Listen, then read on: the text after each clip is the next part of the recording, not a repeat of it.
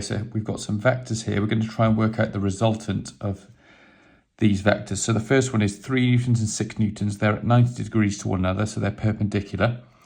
And the resultant of these two is going to lie along a line in between them, okay? Now, to work out that resultant vector, we need to take the two vectors and put them head to tail. So we're going to go 6 newtons this way and then 3 newtons that way. So 6.0, 3.0, okay? And the resultant of those two is going to lie along this line here. This is the angle theta. Now this is the hypotenuse now of a right angled triangle. So to work this out, we're going to use Pythagoras theorem. So 6 squared plus 3 squared, and then we're going to square root that. And if you work that out, that is going to give you your answer. So 3 squared, 6 squared plus 3 squared, square root that, and it's going to give you 6.7. So that is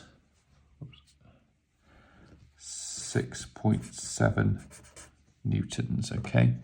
And I've quoted that to two significant figures, just like the data that I used to calculate it. And don't forget to put the unit on it. Now, to work out this angle of the resultant force from the horizontal, we're going to use trigonometry. So we know that the 6 Newton force is the adjacent of the triangle, the 3 Newton force is the opposite, sorry, I should say the adjacent to this angle and the opposite to this angle. So we're going to use tan theta equals opposite over adjacent. So theta is going to equal tan to the -1 of the opposite over the adjacent. And that gives you 26.6 degrees, which is 27 degrees to two significant figures. So there's your answer there. We know that angle is 27 degrees. Okay, so if we go on to the next one now, the next vector, so we've got now, or next set of vectors, we've got 2 newtons and 5 newtons. Again, they're at right angles to one another.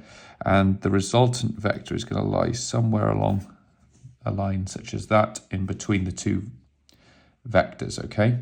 The two vector forces. So to work out that resultant, we need to take these two vectors and put them head to tail and draw a vector triangle. So head to tail. Okay, so this is our 5.0 Newton, this is our 2.0 Newton force, and we know that they are at right angles to one another. And the resultant of those two is going to lie along a line like that. Sorry, that should be completely joined up as a triangle, but I haven't quite got that. Let's just adjust it a little bit like that.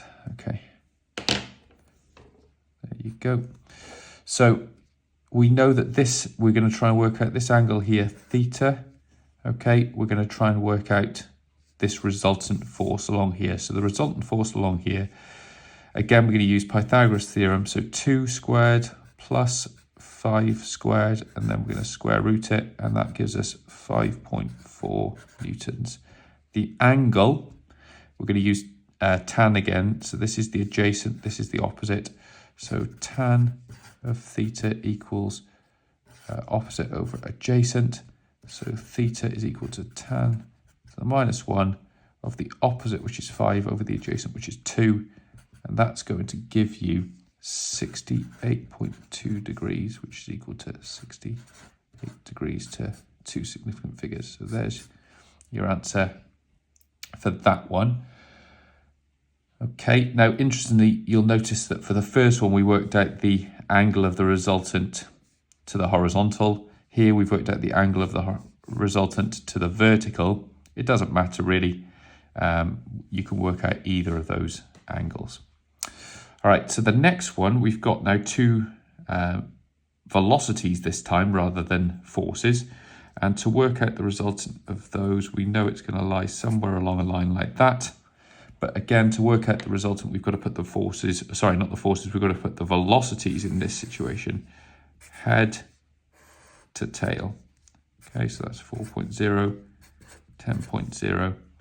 We know that these are at right angles, And we know that the resultant is going to lie along that line like that. And we can work out this angle here, theta. So again, Pythagoras, 4 squared plus 10 squared, square root that. That's going to give you 10.8. That's 3 sig fig. This is 2 sig fig. So I'll quote my answer to the minimum number of significant figures used in the calculation. So 11 kilometers per hour. The angle, this is the opposite. This is the adjacent. So theta is going to equal tan to the -1 of 4 over 10, which equals 21.8 degrees, or to 2 sig fig, 22 degrees. All right. Now the final one is, we've got two forces here at 30 degrees to one another. And what we want to do now is we're going to try and work out the resultant of those two along the line that is horizontal. So therefore, we can do that because we know that we've got 12 newtons, so that's 12 newtons like that. Now that 12 Newton force has a horizontal and a vertical component, okay, and they are at right angles to one another. And we know that this angle here is 15 degrees, okay, because it's half of the 30-degree angle between these two vectors. So we want to work out the horizontal component, which is the adjacent of this triangle, this right angle triangle. So cos of 15 is equal to adjacent over hypotenuse, so adjacent over 12.0, and therefore 12 cos 15 is equal to our horizontal component, which comes out as 11.6 newtons. So that's the horizontal component of this 12 Newton force along that line.